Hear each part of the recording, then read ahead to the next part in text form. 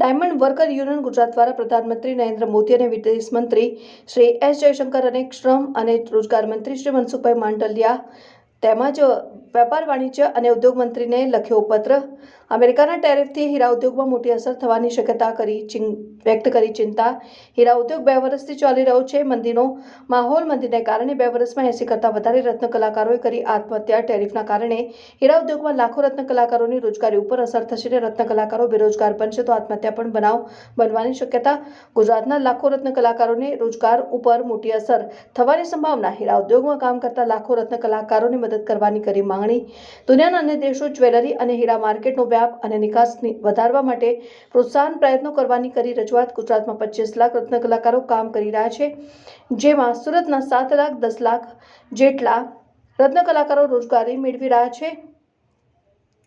સુરત સહિત ગુજરાતના અનેક શહેરોમાં ચાલી રહ્યા નાનાથી મોટા પ્રમાણમાં હીરા ઉદ્યોગમાં રત્ન કલાકારો મેળવી રહ્યા છે રોજગારી. ટેરિફ લગાવવાથી ગુજરાતની આર્થિક સ્થિતિ ઉપર અસર થવાની શક્યતા. નમસ્કાર, હું છું Bhavesh Tap, diamond worker union vice president. છેલ્લા 2 વર્ષથી યુક્રેન અને રશિયાના વોરના કારણે G7 કન્ટ્રીએ જે રશિયન ડાયમંડ ઉપર બેન બેન્ડો એના કારણે અને અન્ય જે કારણો છે એના કારણે 2 વર્ષથી આપણો હીરા ઉદ્યોગ મંદીનો માર સહન કરી રહ્યું છે.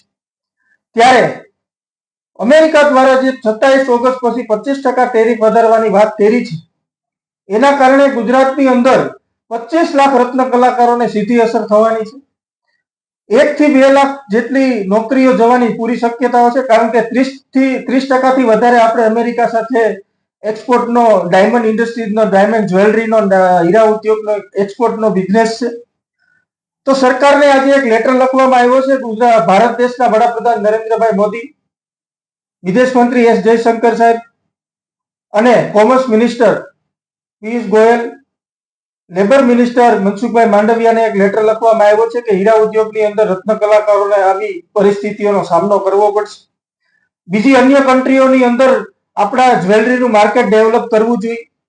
આપણે લગભગ 25 દેશોની અંદર એક્સપોર્ટ કરીએ છીએ, તો અન્ય જે કન્ટ્રીઓ છે એની અંદર પણ આપણે જ્વેલરીનું માર્કેટ ડેવલપ કરવું જોઈએ, ડોમેસ્ટિક માર્કેટ પણ ડેવલપ કરવું જોઈએ. એ બાબતે આજે લેટર લખવામાં આવ્યો છે. હીરા ઉદ્યોગમાં કામ કરતા જે લાખો રત્ન કલાકારો છે એની રોજગારી જોખમમાં છે. એ બાબતે રત્ન કલાકારોને મદદ કરવા આર્થિક પેકેજની પણ માંગણી કરવામાં આવી છે.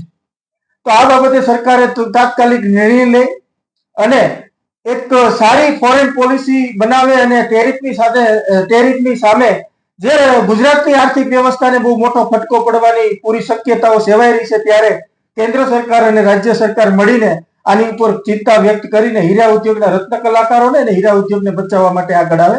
નમસ્કાર.